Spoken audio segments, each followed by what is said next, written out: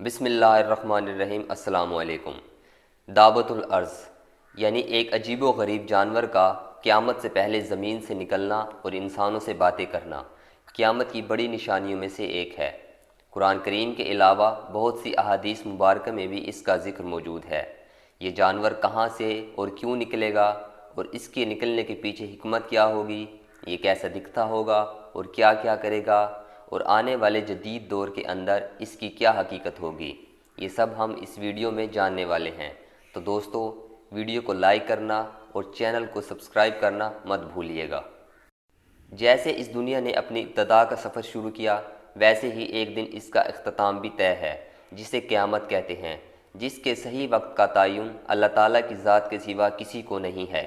قیامت سے پہلے چند ایسی بڑی بڑی نشانیاں ظہور پذیر ہوں گی کہ جن کو دیکھ کر یہ اندازہ لگایا جا سکے گا کہ قیامت بس آنے ہی والی ہے۔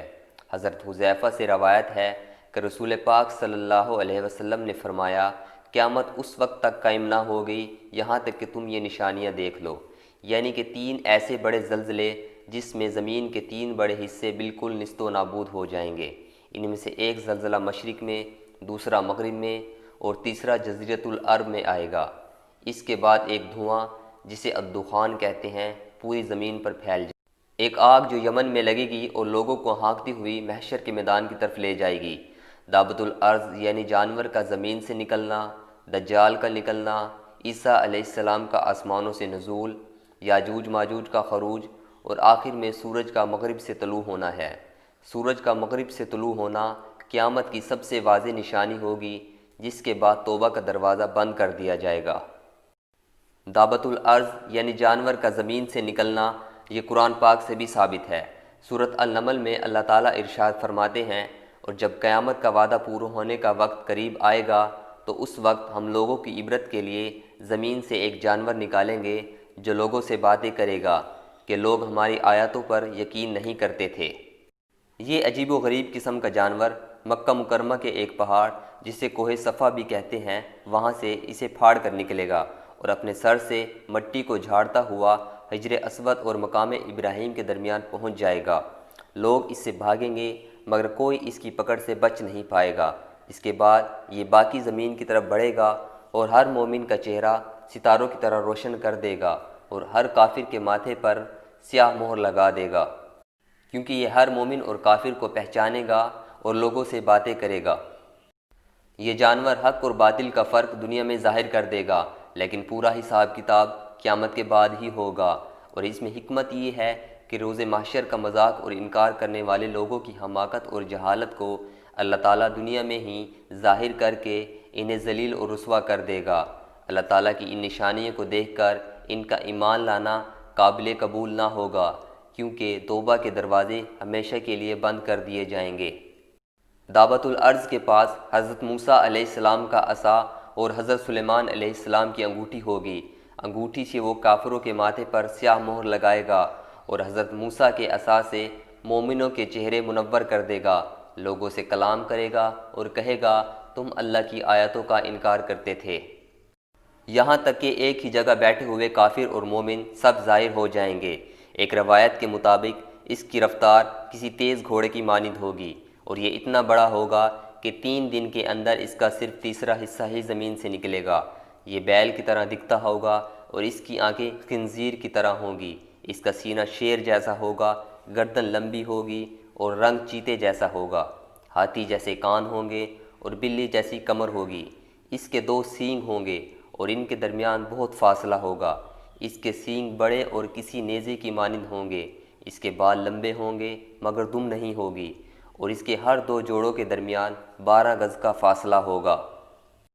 بعض جگہ یہ بھی روایت ہے کہ رینگتا ہوا جانور نکلتے ہی مشرق کی طرف بھاگے گا اور پوری دنیا کا چکر لگائے گا۔ پہلے شام پہنچے گا، وہاں ایک زوردار چیخ مارے گا، وہاں سے مکہ پہنچے گا، یہاں تک کہ کافر مومن سے اور مومن کافر سے کہے گا کہ تو نے میرا حق ادا نہیں کیا۔ اس جانور کے بارے میں قرآن پاک ہماری صرف اتنی ہی رہنمائی کرتا ہے کہ ایک جانور زمین سے نکلے گا اور لوگوں سے کلام کرے گا، جبکہ اس کی اصل جسامت اور حلیے کا علم صرف اور صرف اللہ تعالیٰ کی ذات کو ہی ہے۔ اور کیا یہ واقعی کوئی جانور ہوگا یا کسی ٹیکنالوجی کے بارے میں بات ہو رہی ہے؟ یا کسی فتنے کے بارے میں جو کافروں اور مومنوں کو آخری وقتوں میں الگ الگ کر دے گا۔ دعوت الارض کا زمین سے نکلنا اور کفر شرک اور حق پر موجود انسانوں کو الگ الگ کرنا قرآن پاک سے ثابت ہے۔ اس کے علاوہ اس کے بارے میں جو بھی روایات موجود ہیں ان کے بارے میں اللہ تعالیٰ ہی بہتر جانتے ہیں کہ وہ کس حد تک درست ہیں۔ بعض محققین کے مطابق موجودہ دور میں جینیاتی طور پر بنائے گئے جانور دعوت الارض کا روپ ہو سکتے ہیں، کیونکہ موجودہ دور میں جہاں آرٹیفیشل انٹیلیجنس کا ہر طرف چرچا ہے اور کہا جاتا ہے کہ مستقبل قریب میں جب آرٹیفیشل انٹیلیجنس اس قدر عروج پر پہنچ جائے گی تو اس کے نتیجے میں بننے والے جانور اپنے ارادے سے چلنے لگیں گے، جو کسی بھی سسٹم کے زیر اثر نہیں ہوں گے۔ اس کے علاوہ بعض محققین کے مطابق چونکہ یہ جانور 3 دن تک زمین سے نکلتا رہے گا، ممکن ہے کسی ایسے فتنے یا سسٹم کی طرف اشارہ کر رہا ہو جو انسانوں کے ایمان کا امتحان لے گا۔ مثال کے طور پر یورپ اور امریکہ کے اندر آج کل RFID چپ کا استعمال کیا جا رہا ہے، جس سے کسی بھی انسان کی شناخت کو ایک نمبر یا کوڈ کے اندر بدل کر اس کی ہر ایک چیز کی نگرانی کرنا، اس کے دماغ اور سوچوں کو کنٹرول کرنا، اسے اپنی اطاعت کے لیے مجبور کرنا اور ہر وہ کام کروانا جو وہ اس سے کروانا چاہتے ہوں ممکن ہوگا۔ ممکن ہے یہ جانور اسی فتنے کی طرف اشارہ کر رہا ہو، اور یہ جانور جب حملہ کرے گا تو جو شخص بھی اس فتنے کو اپنائے گا اس پر ایک چھاپ یعنی کہ اپنا نشان لگا دے گا، جس سے کافر کافر رہے گا، اور جو اسے نہیں اپنائے گا وہ اپنا ایمان بچا لے گا۔ اس نشان کو مارک آف دی بیسٹ یا شیطانی نشان بھی کہتے ہیں۔ یہ فتنہ دنیا بھر کے اندر پھیل کر لوگوں کا امتحان اس طرح لے گا کہ اس وقت آپ کی شناخت، آپ کا بینک بیلنس، آپ کا کھانا پینا، سب کچھ اسی چپ کی مدد سے خریدنا ممکن ہوگا۔ اس لیے صبر کرنا اور اپنے ایمان پر سلامت رہنا آپ کے مومن ہونے کی نشانی ہوگا۔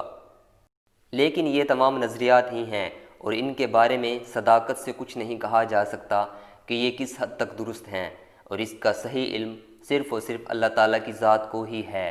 ہم انسان تو محض قرب قیامت کا وقت آنے سے پہلے اللہ کے رسول صلی اللہ علیہ وسلم کی بتائی ہوئی نشانیوں کا بس اندازہ ہی لگا سکتے ہیں۔ اللہ تعالیٰ ہمارے ایمان کی حفاظت فرمائے اور ہمیں اس شیطانی فتنے کو سمجھنے اور اس سے بچنے کی توفیق عطا فرمائے۔ آمین۔